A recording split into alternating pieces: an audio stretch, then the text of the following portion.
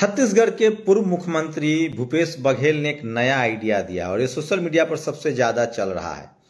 सबसे ज्यादा चुनाव में ईवीएम को लेकर अब विश्वास उठाया जाता है। चुनाव आयोग इस बात को मानने के लिए तैयार नहीं है। उसके बाद वीवीपैट की गिनती को लेकर लगातार सवाल उठाया जा रहा था कि वीवीपैट की गिनती हो, क्योंकि ये खुद चुनाव आयोग ने माना, सुप्रीम कोर्ट ने कहा था कि अगर चुनाव आयोग विश्वसनीय नहीं है तो वीवीपैट लगाया जाए। उसके बाद वीवीपैट लगा। वीवीपैट लगने के बाद सबसे बड़ी खबर है ये कि वीवीपैट की गिनती होती नहीं है। सुप्रीम कोर्ट में सरकार ने कहा कि या चुनाव आयोग ने सुप्रीम कोर्ट में कहा कि वीवीपैट गिनाएंगे तो ज्यादा समय लगेगा।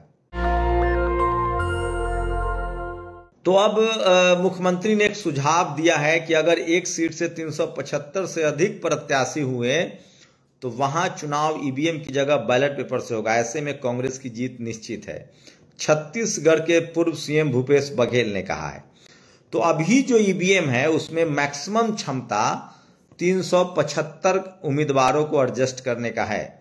जहां 376 400 उम्मीदवार होंगे वहां बैलेट पेपर से चुनाव कराना पड़ेगा। उसके लिए कोई तैयारी ना। मान लीजिए, कल्पना कीजिए 10,000 रुपए का बॉन्ड होता है, चुनावी बॉन्ड। अगर आपकी जमानत जब्त होती है तो 10,000 रुपए आपको सरकार के खजाने में चले जाएंगे। आप कल्पना कीजिए कि अगर हर लोकसभा में 400 लोगों को चुनाव लड़ाया जाए तो ज्यादा का खर्चा नहीं है। 400 गुने 10,000 तो 400 लोग तो 10,000 रुपए। किसी भी पार्टी के कार्यकर्ता जो हैं वो 10,000 रुपए तो खर्च कर ही सकते हैं।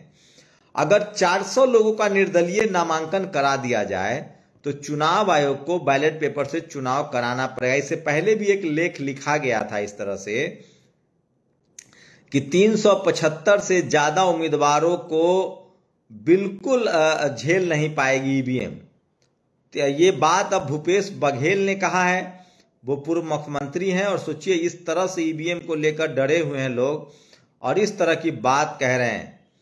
तो सोचिए किस तरह से अगर 375 से ज्यादा उम्मीदवार किसी लोकसभा में खड़े हो जाते हैं तो वहां जो चुनाव है वो ईवीएम से नहीं, वीवीपैट से नहीं, वहां चुनाव बैलेट पेपर से कराना पड़ेगा। और ये सबसे बड़ी और अपडेट बड़ी खबर दे रहा हूं कि 375 से ज्यादा चुनाव नहीं झेल पाएगी। 375 से ज्यादा कैंडिडेट को जो है वो ईवीएम नहीं झेल पाएगी। तो ये आज खुद पूर्व मुख्यमंत्री, कोई मामूली आदमी ने नहीं कहा है, वो छत्तीसगढ़ के मुख्यमंत्री रहे हैं, अभी वो कांग्रेस के उम्मीदवार भी हैं और उन्होंने कहा है कि अगर ईवीएम से चुनाव होता है तो बीजेपी जीत जाएगी, लेकिन अगर बैलेट पेपर से चुनाव होता है तो सिर्फ और सिर्फ कांग्रेस जीतेगी। ये उनका कहना है। लेकिन शर्त इतनी है कि 375 कैंडिडेट तक का तो बैलेट पेपर जो है वो झेल बर्दाश्त कर लेगा। 375, 400 कैंडिडेट हो गए और एक लोकसभा में कम से कम 400 कैंडिडेट कार्यकर्ताओं को खड़ा करना पड़ेगा। 10,000 रुपए की उनकी मदद करनी पड़ेगी। तो हर आदमी को 10,000 रुपए की कुर्बानी देनी पड़ेगी। 400 अगर नामांकन हो जाता है तो फिलहाल चुनाव आयोग के पास कोई चारा नहीं रहेगा और उनको ईवीएम से ईवीएम के बदले बैलेट पेपर से चुनाव कराना पड़ेगा। ये सबसे बड़ी जानकारी मैं आपके पास शेयर कर रहा हूं, जो मैं नहीं कह रहा हूं। ये छत्तीसगढ़ के पूर्व मुख्यमंत्री ओबीसी नेता हैं। अच्छा देखिए, लोग कह रहे हैं जिला अधिकारी कुछ नामांकन रद्द कर देगा। ये मैं नहीं कह रहा हूं, ये भूपेश बघेल ने जो कहा है वो कोट कर रहा हूं। मेरी कोई जानकारी नहीं है, क्योंकि चुनाव आयोग ने कभी इस तरह का जानकारी नहीं दी है, कोई बयान नहीं दिया है। चूंकि वो मुख्यमंत्री हैं तो उनके बहुत सारे लोग होंगे, ब्यूरोक्रेसी में होंगे, तमाम आईएएस ब्यूरोक्रेट्स होंगे, उनको जानकारी होगी। तो 125 कुछ लोग लिख रहे हैं। भूपेश बघेल ने कहा है 375 उम्मीदवार अगर एक साथ किसी लोकसभा में नामांकन कर देते हैं तो आपको किसी भी कीमत पर बैलेट पेपर से चुनाव कराना होगा, क्योंकि ईवीएम की क्षमता जो है वो नहीं है। 375 से ज्यादा कैंडिडेट नहीं झेल सकती है ईवीएम। तो ये बड़ी खबर, और ये मैं नहीं कह रहा हूं, ये भूपेश बघेल ने कहा है कि अगर आप बैलेट पेपर से चुनाव करना चाहते हैं तो हर एक लोकसभा क्षेत्र में आप 375 से ज्यादा कैंडिडेटों का नामांकन कराइए, तब जाकर आपको ईवीएम के बदले बैलेट पेपर का ऑप्शन मिलेगा। तो ये बड़ी खबर बता रहा हूं कि भूपेश बघेल ने ये बात कही है कि अगर आपको चुनाव लड़ना है और ईवीएम हटवाना है, ईवीएम से नहीं चुनाव चाहते हैं, तो जैसे 375-76 लोग अगर वोट डालते हैं तो वहां ईवीएम की उपलब्धता कैपेसिटी खत्म हो जाएगी और बैलेट पेपर से चुनाव कराना पड़ेगा। तो सोचिए, इस तरह का अविश्वास है।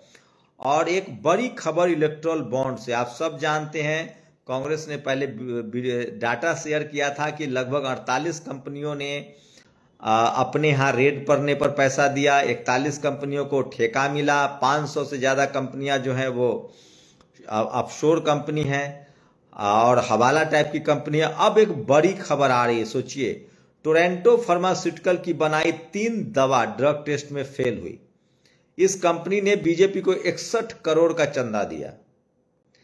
सिप्ला लिमिटेड कंपनी की बनाई दवाओं में 7 बार ड्रग टेस्ट फेल हुआ। इस कंपनी ने बीजेपी को 37 करोड़ का चंदा दिया। अरविंद केजरीवाल की गिरफ्तारी के मामले में यह अपडेट आ रहा है कि अरविंद केजरीवाल के खिलाफ जो सरकारी गवाह है उसने अपनी गिरफ्तारी के बाद 35 करोड़ का चंदा बीजेपी को दिया है। चंदा उसने और भी दिया है 60 करोड़ का, लेकिन 35 करोड़ जो है, 40 करोड़ 45 करोड़ का चंदा दिया, उसने 35 करोड़ बीजेपी को चंदा दिया। सोचिए, इस देश में मायावती, अखिलेश यादव, लालू यादव, हेमंत सोरेन बेईमान है, ये कौन लोग कहते हैं? जो भी ऐसा कहे उनको बताइए कि ये 6000 करोड़ का चंदा क्या है, ईमानदारी है या बेईमानी है? तो सोचिए, कंपनियों की दवाएं जो हैं वो ड्रग टेस्ट में फेल हो रही थी। सोचिए, आपकी जान से बढ़कर चंदा है। और सरकारी गवाह उस आदमी को मान लिया गया जिस आदमी ने खुद इतने चंदा दिया। तो ये है इस देश के कॉर्पोरेट की सच्चाई, यह है इस देश की कॉर्पोरेट की विश्वसनीयता। और चूंकि इस देश में टीवी अखबार मैक्सिमम लोगों के पास नहीं है, इसलिए इस तरह की खबरें आपको नहीं बताई जाती हैं। तो ये तमाम बड़ी खबरें हैं जो सोशल मीडिया पर वायरल है, और इसलिए मैं कह रहा हूं कि सोशल मीडिया ही सच्चा मीडिया है, सोशल मीडिया ही बहुजन मीडिया है। और अभी भी लगातार कांग्रेस जो है वो सवर्ण समाज को टिकट देने में बिल्कुल पीछे नहीं हट रही है। तो ये सोशल मीडिया पर लगातार खबर। और सोनम वांगचुक ने 21 दिन बाद अपने भूख हड़ताल को खत्म कर दिया है। सोनम वांगचुक लगातार चीनी घुसपैठ के खिलाफ, जो लद्दाख में चीनी घुसपैठ है उसके खिलाफ अनशन कर रहे हैं। वैसे पहले ये भी भक्त थे, 370 के पक्ष में थे। अब जाकर ये 21 दिनों से अनशन कर रहे थे। अब इनकी अनशन जो है अब समाप्त हो गई है। तो ये तमाम बड़ी खबरें थी जिस पर आप अपनी प्रतिक्रिया जरूर दीजिए। अगर 375 से ज्यादा उम्मीदवार होंगे तो चुनाव आयोग को ईवीएम के बदले बैलेट पेपर से चुनाव कराना होगा। इस पर आपकी क्या राय है? अपनी राय जरूर दे। शुक्रिया।